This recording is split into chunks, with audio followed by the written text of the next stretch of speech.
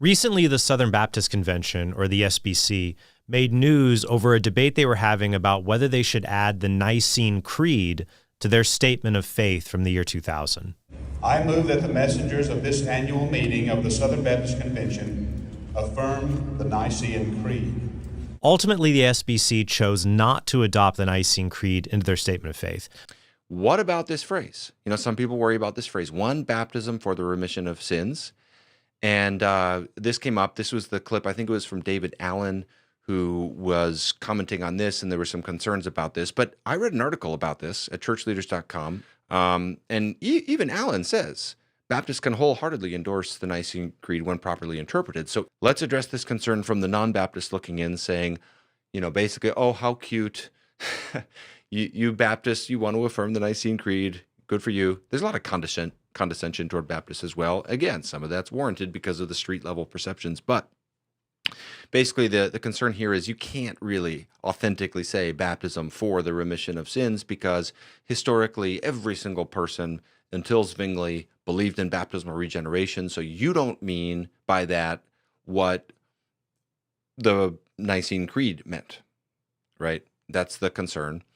How to respond to that? A couple things. First of all, just to say, it is a little odd when Baptists are singled out on this. If this argument is true, it applies, so far as I can tell, pretty much equally, with only a few exceptions, pretty much equally to the Presbyterians, the Congregationalists, a few other Protestant denominations as well. They have a pretty similar view of baptismal efficacy. They just differ on who are the subjects of baptism, not what is baptism doing. So this isn't just about Baptists, but sometimes we get a little bit singled out. But second, and more to the point, basically just to say here, try to make this point briefly. We do need to interpret this phrase, one baptism for the remission of sins. What does that mean? What does the preposition for mean there? The better question isn't what can we make the Greek mean? The better question is, what did one holy, Catholic, and Apostolic Church, and what did one baptism for the forgiveness of sins mean to the Christians of the 4th century, and particularly to the Council Fathers in 325 at the First Council of Nicea, and in 381 at the First Council of Constantinople. So that's the question I want to explore today, and to see, is their view harmonious with the view held by Baptists, and I think more broadly, by many Protestants. The Protestant historian J.N.D. Kelly writes about the state of the church at the time of the Council of Chalcedon. By the middle of the 5th century, the Roman Church had established, de jure as well as de facto, a position of primacy in the West, and the papal claims to supremacy over all bishops of Christendom had been formulated in precise terms. These ancient creeds and councils also can't have authority if modern Christians can just radically reinterpret what the conciliar decrees and the creedal statements originally meant. For example, Baptists typically hold to believers' baptism. According to them, baptism is a way to show a person already received the forgiveness of sins through faith. Baptists usually deny that baptism itself communicates the forgiveness of sins, or baptismal regeneration. Now, this is a problem some members of the Southern Baptist Convention raised when it comes to adding the Nicene Creed to their statement of faith, because the Nicene Creed says, I confess one baptism for the forgiveness of sins. This part of the creed is talking about baptismal regeneration. There is one baptism that is for, or has as its purpose, the forgiveness of sin. But the editor of the Baptist Standard asked the SBC members who proposed the amendment the following question: how should Southern Baptists understand baptism, water or spirit? How should they understand remission of sins? Is baptism salvific? The defenders of adding the Nicene Creed to the Baptist Statement of Faith responded this way: this refers to baptism in the Spirit, or regeneration, which occurs with faith. Water baptism is the outward confession of that prior inward reality. Augustine's arguments for water baptismal regeneration, which we rightly reject, came more than a century and a half after the Council of Nicea.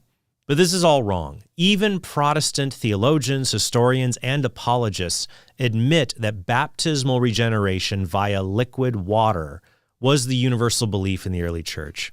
J.N.D. Kelly, in his book on the history of Christian doctrine, writes, from the beginning, baptism was the universally accepted rite of admission to the church. As regards its significance, it was always held to convey the remission of sins. Everett Ferguson, a Protestant who has written one of the definitive studies on baptism in the early church, says, although in developing the doctrine of baptism, different authors had their particular favorite descriptions, there is a remarkable agreement on the benefits received in baptism. And these are present already in the New Testament texts. Two fundamental blessings are often repeated. The person baptized received forgiveness of sins and the gift of the Holy Spirit. Finally, William Webster is a Protestant apologist who wrote a book that tried to debunk the historical pedigree of Catholic doctrine. But even he admits the doctrine of baptism is one of the few teachings within Roman Catholicism for which it can be said that there is a universal consent of the fathers. In the 2nd century, St. Irenaeus quoted Jesus giving the Great Commission to the disciples to baptize people in all nations. And he said Jesus gave to the disciples the power of regeneration unto God.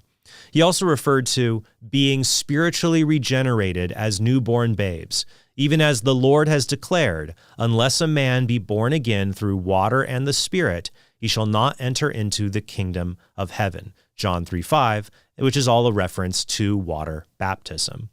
So all of this can be found centuries before the time of St. Augustine. I also cover this evidence in my previous episode called Protestants Should Embrace This Universal Doctrine of the Church Fathers. So check out that episode if you want more on the historical teaching of baptismal regeneration. And ultimately, I think this is why the SBC chose not to adopt the Creed, along with the Creed's use of the phrase, one holy Catholic and Apostolic Church. There are just too many members who know church history who would say that Christians historically and universally held to beliefs that contradict Baptist theology.